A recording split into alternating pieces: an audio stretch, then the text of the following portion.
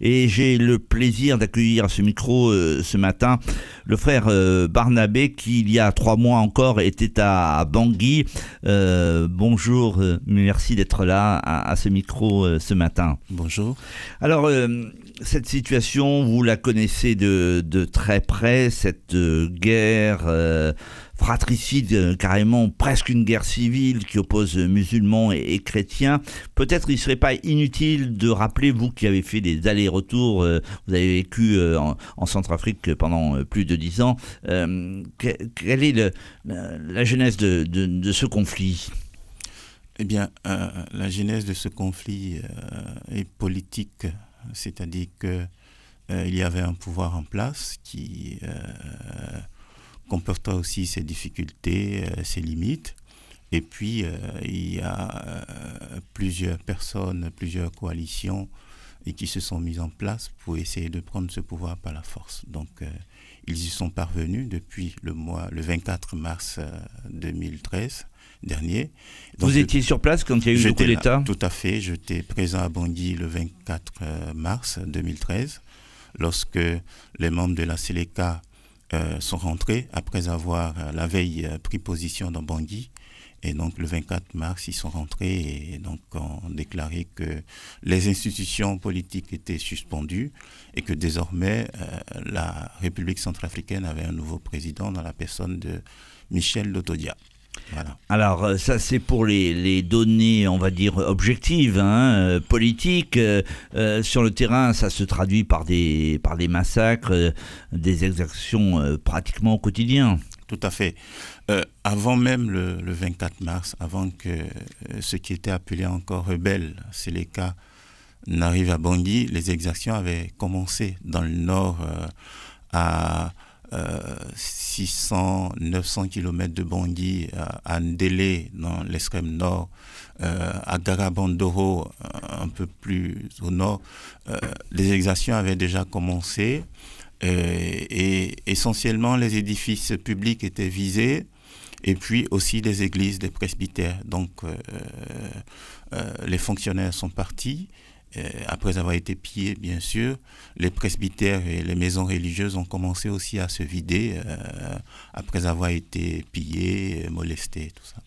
Des massacres, on ne cesse de compter le nombre de victimes. Je crois que la semaine dernière, on a comptabilisé pas moins de 400 personnes massacrées. C'est l'horreur. Voilà, donc depuis qu'ils sont à Bangui, disons qu'on a eu un pic la semaine dernière, mais continuellement à Bangui, depuis le 24 mars, il y a des enlèvements, il y a des agressions, il y a des tueries aussi pour des choses pas du tout graves. Eh bien, bon voilà, on tue, il n'y a pas de procès, il n'y a pas de structure normale dans un pays où on dirait, bon, au moins, ne serait-ce que qu'on fasse des procès ou qu'on mène une procédure administrative avant de condamner, mais voilà, c'est ceux qui portent le fusil qui condamnent et qui exécutent. Alors, il y a eu, semble-t-il, durant ces dernières 24 heures, un semblant d'accalmie au travers de ce que disent les reporters, envoyés spéciaux qui sont sur place. Comment vous voyez, vous, l'issue de ce conflit ? Bon, disons que la présence de l'armée française a fait baisser la pression.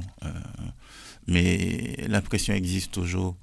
Je prends un exemple. Il y a 2 jours, les personnes qui étaient réfugiées chez nous au monastère, à la communauté des Béatitudes, ont essayé de repartir à la maison, ne serait-ce que retrouver des vêtements, puisqu'ils avaient quitté leur maison depuis jeudi dernier et qu'ils sont partis comme ça à 3 heures du matin. Donc ils ont essayé de repartir en douce à la maison pour récupérer des vêtements, pour ne serait-ce que pouvoir se changer, prendre une douche. Et parmi ces personnes, 2 ont été enlevées par les anti-Balaka. Donc bien sûr, sur les grands axes, l'armée française est présente et essaie de faire ce qu'elle peut. Mais dans les quartiers, eh bien, les populations continuent d'être agressées. D'aucuns disent donc que l'armée française a permis un petit peu de rétablir, entre guillemets, un certain ordre, mais d'autres observateurs disent que la situation en Centrafrique est encore plus délicate et plus compliquée qu'au Mali. Est-ce vrai? Oui, parce que, bon, au Mali, ils avaient l'ennemi en face, et bien, avec des lignes bien précises, il fallait se battre. Par contre, à Bangui, je dirais même que 60% des membres de la Séléka ont tombé les treillis, donc sont en civil et sont dans des quartiers où ils ont donc c'est de plus la famille. sournois, oui, Voilà. c'est plus sournois. Et donc ils interviennent de façon sporadique. Je pense que c'est comme ça que l'agression d'il y a 3 jours a fait 2 morts au niveau de l'armée française. Mais là c'est plus sournois, c'est plus compliqué. Avant-hier encore après-midi, ils ont tiré une roquette contre l'hélico de l'armée française. Bon, on ne sait pas très bien d'où c'est venu, mais il y a de cela. Donc, on sent de la résistance. Peut-être une partie de la Séléka a accepté de se laisser désarmer, mais on n'est pas sûr du reste. On a l'impression, au travers des images qu'on peut voir à la télévision, que le débat est en train de se décaler entre une guerre entre chrétiens et musulmans. Qu'en est-il réellement ? Bon, c'est vrai que je ne suis pas tout à fait d'accord avec la presse qui présente cette affaire comme étant une guerre entre chrétiens et musulmans. Bon, les gens de la Séléka qui sont arrivés, ils sont musulmans à 98%. Et donc, ils s'en sont pris à tout ce qui était édifice officiel. Donc pour eux, l'Église fait partie de... C'est pas parce qu'ils en ont vraiment contre les chrétiens, mais ils en ont... C'est la cible voilà. Objective par rapport à... Voilà. Et donc, dans leur progression, évidemment, ils sont plus proches des musulmans parce que ce sont des co-religionnaires et donc ils vont pas les agresser tant que ces musulmans ne les embêtent pas. Et donc... les chrétiens sont une cible, et puis dans le pays, il n'y a pas que de chrétiens ou de musulmans. Il y a des non-chrétiens, non-musulmans, il y a ceux qui pratiquent les religions traditionnelles et qui sont aussi la cible des Séléka. Donc, les musulmans ont de la famille parmi les membres de la Séléka qui viennent, donc ils ne sont pas vraiment inquiétés. Donc, c'est tous les autres qui payent, c'est-à-dire les chrétiens et les non-chrétiens. Et la preuve, oui. C'est que j'étais au monastère encore à Bangui il y a 3 mois lorsque l'imam et l'archevêque sont passés et qu'ils ont fait presque le tour du pays pour essayer de sensibiliser les personnes pour qu'elles n'entrent pas dans le jeu de la guerre religieuse. Oui, c'est le risque, évidemment, que ça devienne une véritable guerre de religion, et on sait ce que ça amène. Tout à fait. Néanmoins, sur le terrain strictement politique, est-ce que ceux qui ont pris le pouvoir ont des options fondamentalement différentes de ceux qui avaient le pouvoir jusqu'au mois de janvier dernier ? Disons que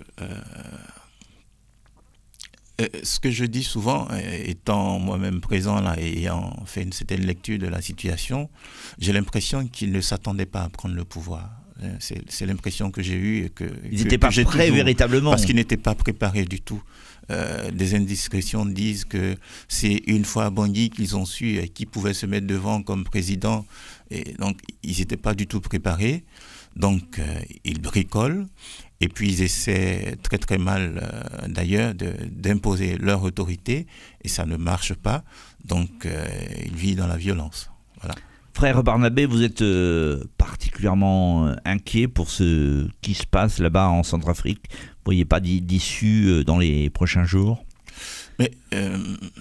sauf à dire que l'armée française joue les médiateurs. Le problème, c'est que aujourd'hui, les Centrafricains n'ont pas de repères.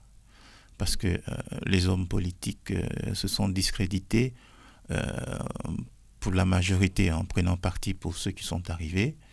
Et ils ont fait tout faux parce que ceux qui sont arrivés ne sont pas du tout compétents pour diriger le pays. Donc du coup, on assiste à une espèce de chaos politique. Il n'y a pas de visibilité. Et donc, on m'a posé la question récemment en disant qu'est-ce qu'il faut faire. Mais bon, il faut donner plus de pouvoir au Premier ministre civil, il faut lui donner un pouvoir politique, un pouvoir militaire et un pouvoir économique pour qu'on puisse aller vers des élections dans les plus brefs délais. À la France de mener une politique à la fois sur le terrain militaire et peut-être une certaine pédagogie, accompagner un vers processus, une démocratie. Voilà, l'ONU est présente dans le pays depuis un certain nombre d'années. L'ONU connaît le terrain. Je pense qu'ils ont des compétences dans le domaine de l'accompagnement politique. Ils pourraient aider à accompagner ce Premier ministre pour qu'on puisse aboutir à des élections. Et demander à Dotodia et la Séléka de se retirer, parce qu'autrement, c'est pas comment. Voilà. On a du mal à imaginer voilà. l'issue de ce conflit. En tout cas, merci infiniment, frère Barnabé, d'être venu au micro de Présence, nous expliquer un peu une situation qui, à l'égard de certains, paraît extrêmement confuse. Et on a compris, au travers de ce que vous nous disiez, combien c'est complexe. Un petit détail assez rapidement. Je vous l'ai dit que donc nous sommes présents en République centrafricaine, la communauté des Béatitudes présent en République centrafricaine depuis 28 ans. Et depuis le jeudi dernier, nous accueillons 15 000 personnes réfugiées dans notre domaine. Et depuis hier soir, c'est passé à 17 000 personnes réfugiées dont nous nous occupons.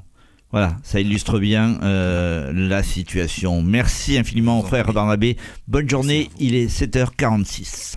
Jean-Pierre Allot, toute l'info de votre région.